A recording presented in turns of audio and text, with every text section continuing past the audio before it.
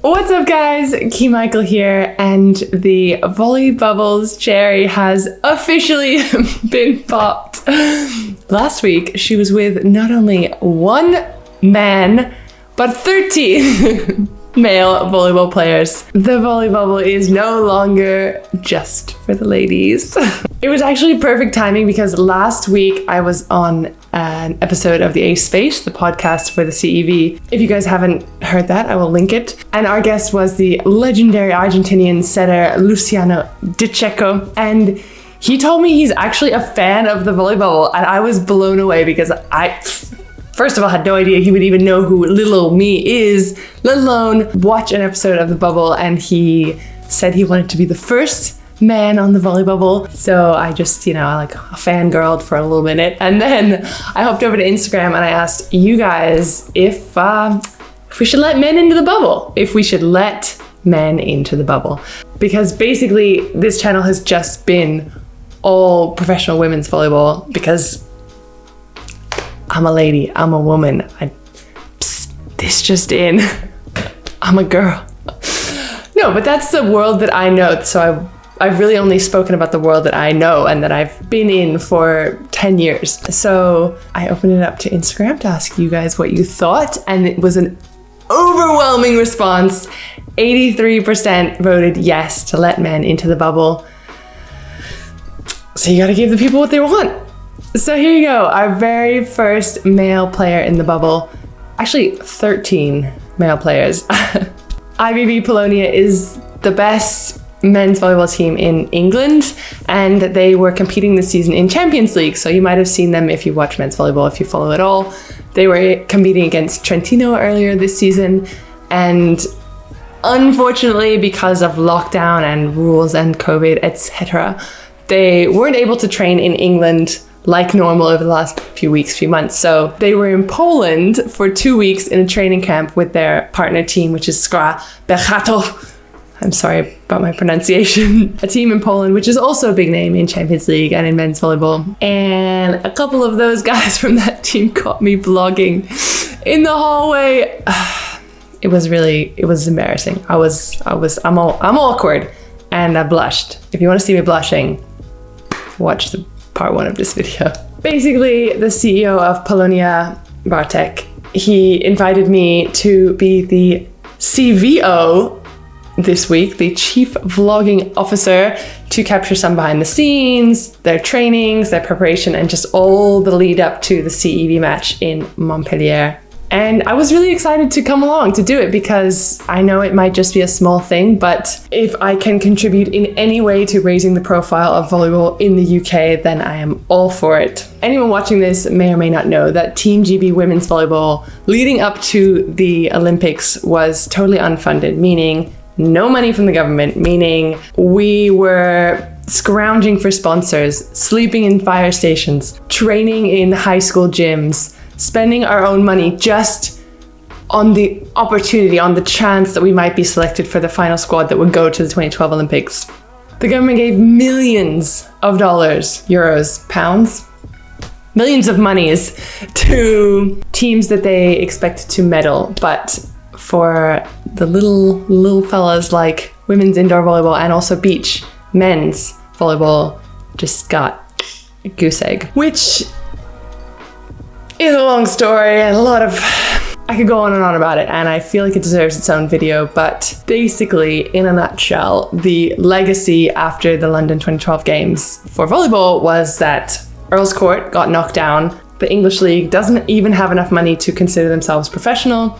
And despite the UK having perfect conditions for an indoor sport like volleyball, aka it's a wealthy country with shitty weather, the sport just hasn't been growing the way that it should or could be. And I know there's so many things that go into it. It's a long, convoluted, nuanced argument. There's competition from other sports, the media and TV coverage, tradition, all of the things, etc., etc. And I don't really know all that much about it because I've been out of British volleyball for 8 years playing pro overseas in Europe. And I really only know the tip of the iceberg of the problem. There are certainly a lot of people in England working behind the scenes to grow the sport, but basically a lot's gonna have to be done before England's going to be able to put forward a team that can compete at the Champions League level in Europe against countries like France or Italy that have a really well-established league. It's like pushing a snowball uphill,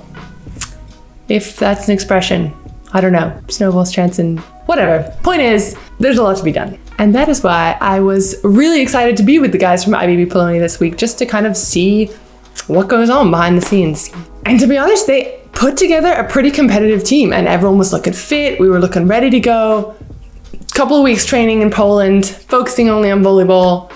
And then hashtag 2020, we all took a COVID test on the Saturday and one positive case came back and it was the starting setter, Heist. And if you guys know anything about volleyball, which I'm guessing you do, because if you're watching this channel, losing your starting setter is like losing your quarterback. I mean, it doesn't matter how talented or strong or fit or skilled your running backs are.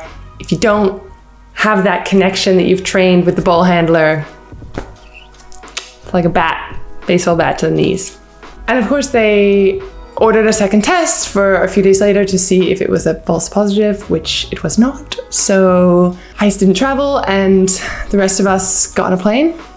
2 planes actually. Went to the south of France, arrived super late at night, another test, early morning training, and then game day. Guys got on the court and started out so well. The young Polish setter who'd only been training with them for like 2 weeks did awesome, really filled the spot well. And they took the first set pretty easily. And the second set was going really well.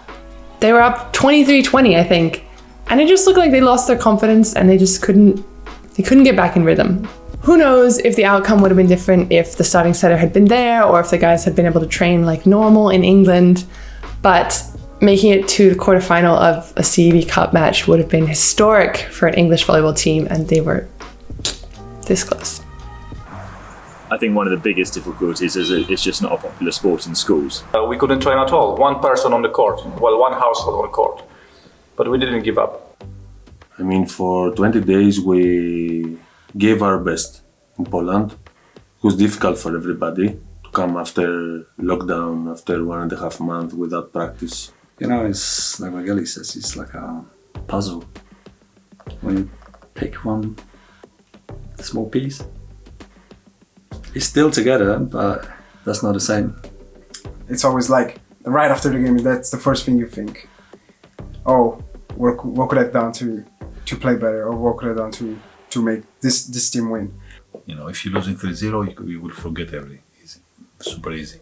But if you are 1-0 up in 23-19 and you don't play well, but still you are up, you know, so that means there is possibility to play better, and you don't do it. You know, this is you play volleyball in this house, this volleyball. It's hard to say something about feelings, about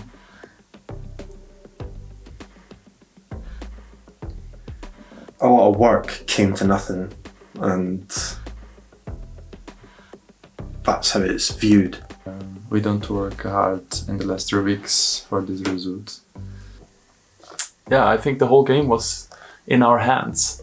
Whenever we played well, whenever we put the serve in, we won the balls. But yeah, we couldn't do that, and so disappointment, of course. Yeah, it'll be a bit of pill to swallow, I think, for a while. For sure, we gave our best. The result is not what we needed, but it's going to be a lesson. It's hard to see the positive in those moments, even though there were, like I said, a lot. I think it was amazing experience, and I hope it's just a beginning of my adventure with volleyball. British volleyball definitely has steps it has to take to become more competitive, I think. I think we're at the stage now that we have an established league and established format, but I think we can still take it to the next level in terms of intensity. You know, we had the support of our sponsors, our investors, who were saying, you know, keep going, because let's give it a try. And, you know, this season was hard, but it provided us with amazing opportunities. We made huge steps since last year, and it may not feel like it now, but I think once we step away from that and look kind of bigger picture, I think we'll see that. So thank you guys for making me feel like one of the lads this week. I genuinely laughed so hard at some points that my abs were hurting, and I'm sure that I've walked away with some new friends, and I look forward to seeing you guys again soon, and I'm proud of you for the work that you're doing for British volleyball. Thanks for welcoming me into the bubble. And for you guys watching at home, if you liked this video, if you liked meeting the guys, give it a thumbs up, subscribe if you want to see who's next in the bubble, and other than that, catch you guys in the next one. Ciao, ciao.